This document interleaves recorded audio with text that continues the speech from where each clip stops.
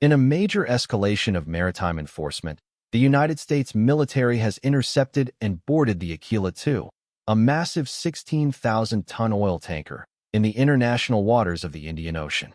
The vessel, which flies a Panamanian flag and is registered to a company based in Hong Kong, was the subject of an extensive transcontinental pursuit. Military reports indicate that the operation was not a chance encounter, but a coordinated effort that began in the Caribbean Sea, tracking the ship across the Atlantic Ocean and around the African continent before elite forces descended via helicopters. The Pentagon has characterized the mission as an exercise of visit and search rights and maritime interception. However, the optics of the operation tell a far more aggressive story. With 2 destroyers and a mobile sea base providing support, heavily armed personnel and snipers took control of the deck and detained the crew.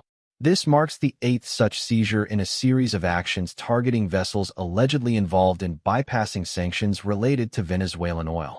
What makes this specific incident noteworthy is the legal and diplomatic vacuum in which it occurred. There was no mention of United Nations authorization, multilateral cooperation, or international consensus. It stands as a unilateral display of military might where the United States acts as the sole investigator, judge, and enforcer. By the time the military gained control, the ship was found to be empty of crude oil, suggesting that the primary goal of the mission was a demonstration of global reach rather than immediate asset recovery. The implications for international shipping are profound.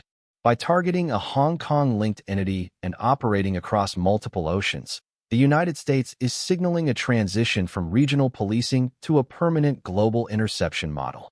Critics argue that this sets a dangerous precedent where the neutrality of international waters is replaced by the rule of the strongest navy.